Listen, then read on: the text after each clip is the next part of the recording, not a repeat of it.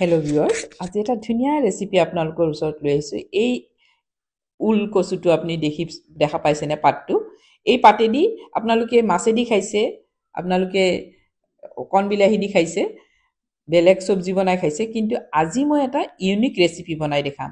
এই পাতকেইটা মই কাটি লৈছোঁ, কাটি লৈ ভালকৈ ধুই লৈছোঁ। এইবিলাক আপোনালোকে কি বুলি কয় মোক জনাবচোন। তাৰপিছত এইটো ভালকৈ ধুই লৈছোঁ, পানী দি 2-3 বাৰ ভালকৈ খচি ধুই লৈছোঁ। আৰু মই অকণমান খাই চাইছোঁ, জানেনে, একদম মানে হেৰি হয়, ধৰে, তাৰমানে গলত ধৰে। তাৰপিছত এতিয়া মই ভাবিলোঁ যে গলত যদি ধৰে তেতিয়াহ'লে মই অলপ পানী দি সিজাই লওঁ। তাৰপিছত মই পানী দি সিজাই লৈছোঁ, বেছিকৈ পানী দিছোঁ, পানী দি সিজাই লৈছোঁ। এতিয়া নিমখ চিমখ একো দিয়া নাই, খালি অকল পানী দি মই সিজাই ল'ম।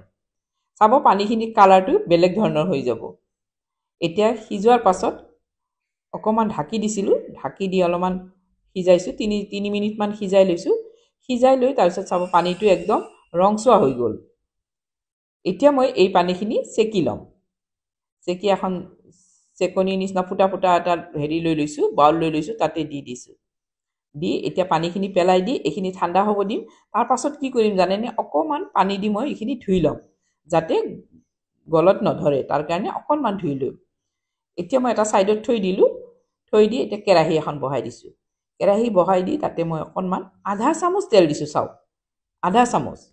আধা চামুচ তেল দি তাতে পিঁয়াজ এটা দিছোঁ, নহৰু এটা, ডাঙৰ এটা নহৰু দিছোঁ, আৰু জলকীয়া দিছোঁ 3টামান, কেঁচা জ্বলা। আপোনালোকে শুকান জ্বলাও দিব পাৰে। এইখিনি অলপমান যেতিয়া ভাজা ভাজা হৈ আহিব, তেতিয়া মই অকণমান চাৰিওফালে পিঁয়াজখিনি হেৰি কৰি থৈ, তাৰমানে এখন কেৰাহীত বহাবলৈ চেষ্টা কৰিছোঁ আৰু বেলেগকৈ নাভাজোঁ। এতিয়া মই আধা চামুচ আকৌ তেল দিছোঁ। চাওক, মিঠাতেলেই দিব। এতিয়া মই কালি জিৰা দিছোঁ 1 চামুচৰ অলপমান কম, আৰু কি দিছোঁ জানেনে, এইটো বগা তিল 1 চামুচ ভৰ্তি কৰি দিছোঁ।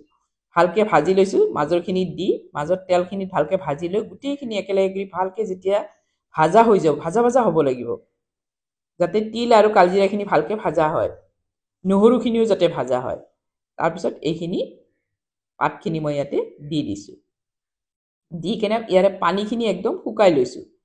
আৰু তাৰপিছত আন্দাজমতে নিমখ দিছোঁ। নিমখ দি ভালকৈ যেতিয়া ভাজা হ'ব, তাৰপিছত মই এইটো নমাই থওঁ। মই এটা একদম ইউনিক ধৰণে বনাম, আপোনালোকে এনেকৈ খাই চাবচোন। তাৰপিছত কি দিছোঁ জানেনে, সেইটো পনীৰ দিছোঁ। পনীৰ মোৰ ঘৰত আছিল কাৰণে দিছোঁ, নাথাকিলে অৱশ্যে ময়ো নিদিলোঁ হয়।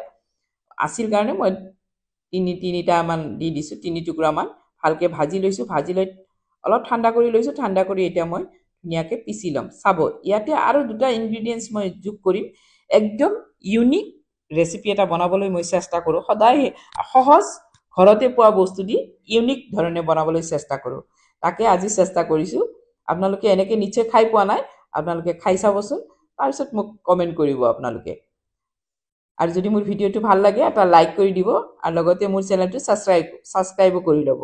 এতিয়া চাওক, যিহেতু আমৰ দিন, মই এতিয়া আমেই দিম। যদি আমৰ দিন নহয়, এনেই খাব বিচাৰে, তেতিয়াহ'লে আপোনালোকে নেমু টেঙাও দিব পাৰে। এতিয়া মই আমকেইটা সৰু সৰুকৈ কাটি লৈছোঁ, আধা দিছোঁ দেই। আধা দি ভালকৈ টুকুৰা টুকুৰি কৰি থেতালি লৈছোঁ। থেতালি লৈ ভালকৈ মিহিনকৈ পিচি ল'ম। আৰু এটা কি কাম কৰিব জানে নাই, এইটো পটাত পিচিয়ে খাব। পটাত পিচি খালে যিটো টেষ্ট, সেইটো টেষ্ট আপোনালোকে মিক্সিত নাপায়। পাছত ভালকৈ মিক্স কৰি লৈছোঁ। মিক্স কৰি এতিয়া মই এটা বাটিত বা এটা বাউলত মই লৈ লৈছোঁ। এতিয়া মই কেঁচা জ্বলা এটা আৰু পকা জ্বলা এটা দি ডেক'ৰেশ্যন কৰিছোঁ, কিন্তু ইয়াতে মই অলপমান মিঠাতেল দিম। মিঠাতেল আধা চামুচৰো কম দিছোঁ। দি এতিয়া মই ইয়াতে ভাজি লোৱা কালিজিৰা মই ভাজি থৈছিলোঁ, সেই ভাজি লোৱা কালিজিৰা ওপৰত দি দিছোঁ। চাব কেনেকুৱা টেষ্ট, আপোনালোকে খাই চাবচোন।